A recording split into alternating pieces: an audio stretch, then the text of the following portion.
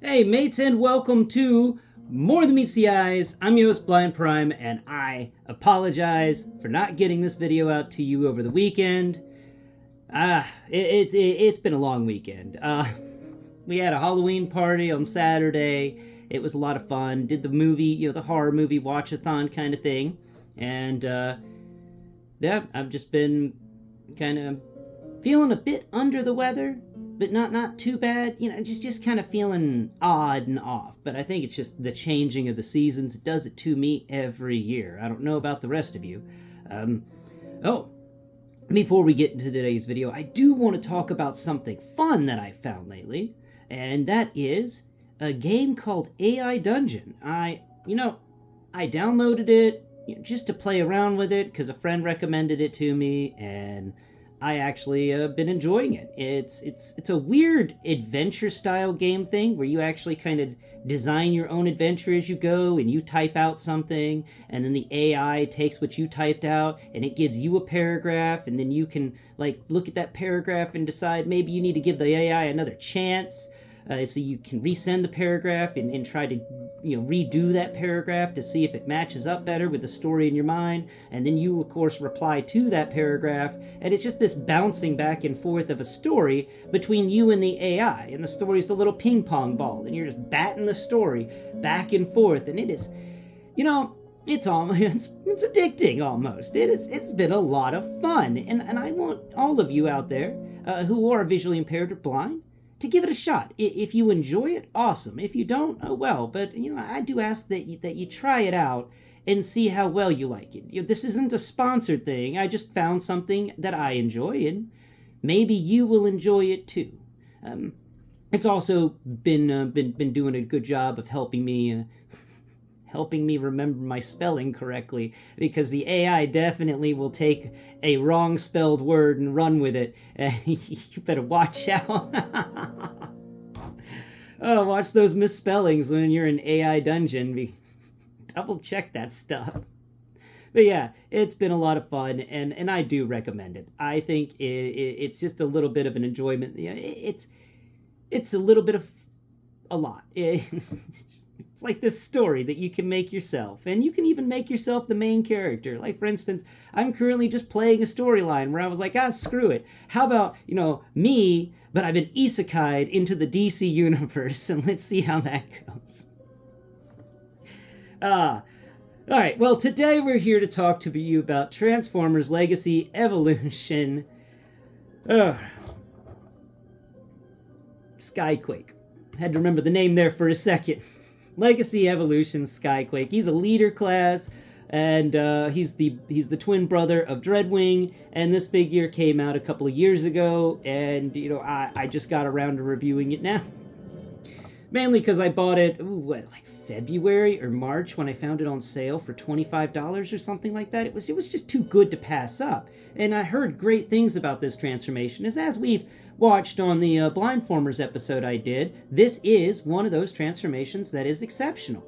It is a good transformation. Everything positive I heard about it is true. I enjoyed it highly. So today we're going to be talking about the weird little sci-fi spaceship thing and the details that come with it that Sky-Quake transforms into. So please like, share, and subscribe. And Cream's over here cleaning himself vigorously.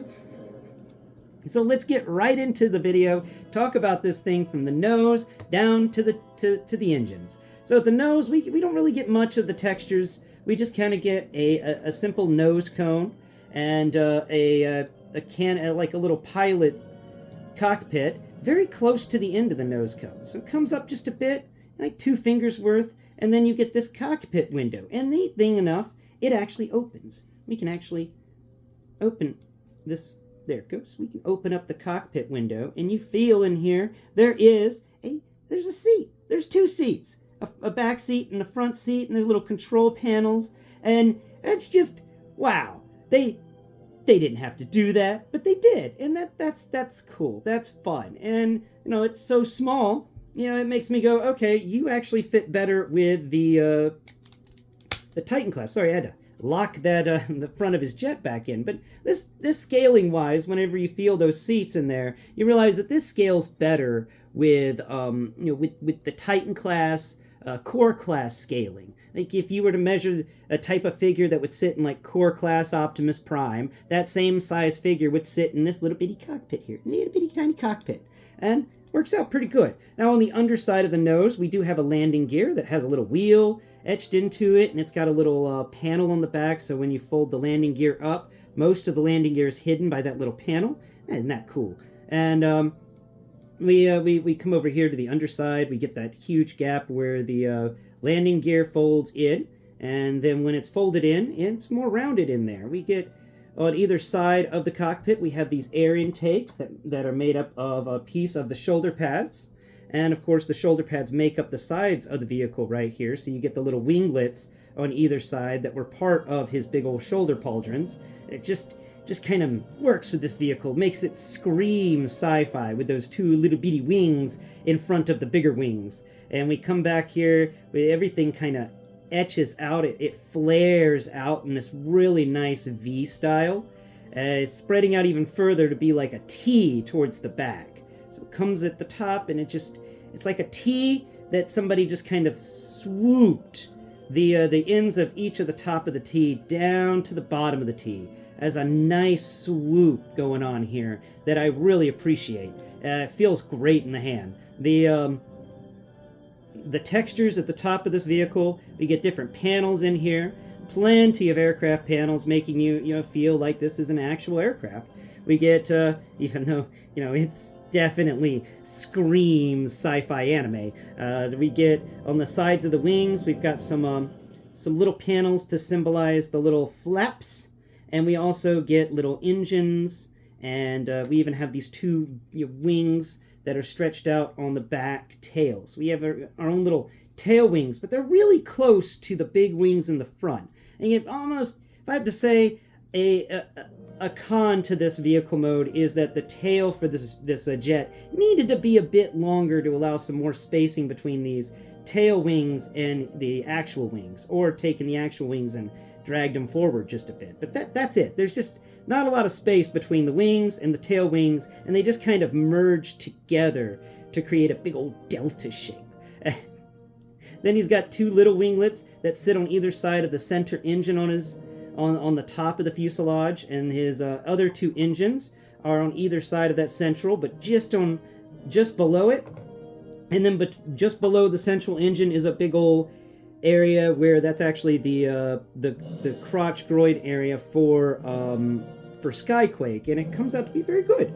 It feels really fun, and I like the edgings. I like the angles here. I like how these engines they each have a little siege port in them, so you can actually deck them out with some really nice blast effects if you want. The sides of this vehicle just scream aircraft, but at the same time, it screams sci-fi. We flip it over to its underside, and this is one of the cleanest undersides of an aircraft I've ever come across when it comes to Transformers. There's no robot kibble visible at all. Everything is melded in so well to make this a perfect aircraft mode. From the bottom, from the top, from the side, and from the other side, from the front and from the back, this is one exceptional little aircraft.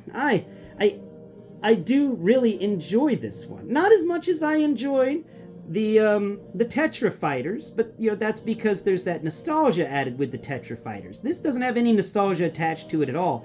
I'm just enjoying it for the fact of enjoying it, for the fact that I don't have any memories attached to Sky-Quake, and I can just look at this as a toy without any sort of opinion based on the character themselves, and I still like it.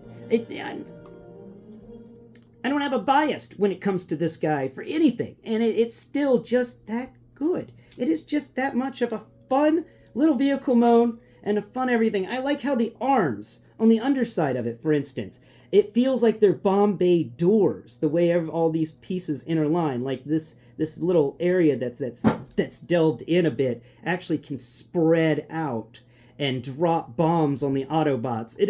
and is just an exceptional little guy. He's just so much fun to play with, to have in the hand. The transform, the robot mode is exceptional.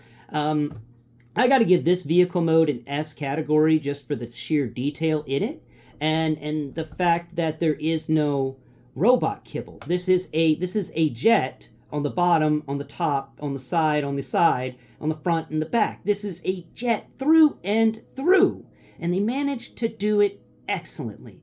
I am very, very satisfied with this particular Transformer, and I mention it constantly while I've been talking about this, Sky-Quake. If you can find it on sale, please get it, because I think it's something that you need to play with yourself. It is a lot of fun. And to finish out today's video, let's do a quick size comparison with something. You know, I always enjoy doing size comparisons. We've got Alchemist Prime here, and we'll throw in another one. Let's grab another one. Oh no, where can I grab another one? Aha! Vortex. Okay, so we've got Alchemist Prime here, and I'm going to set Alchemist Prime on top of the jet mode to show you. The front, we set Alchemist Prime on the jet mode, and we bring his back all the way to the back of the jet mode. We get that his front of his wheels actually comes right behind the canopy for the front of the jet mode.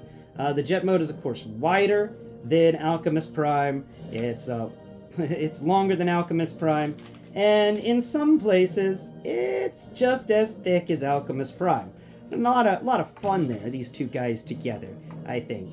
And now, let's take a look at Vortex. Now, Vortex is, of course, a Combaticon and another deluxe figure, but we could set Vortex up so the tip of the Vortex's nose goes to the tip of the nose cone for Sky-Quake, and the very end of Vortex's tail goes right to the edge of the engine at the back. So Vortex is as long as Sky-Quake, but Vortex definitely weighs a lot less than Sky-Quake. Vortex is a lot skinnier than Sky-Quake.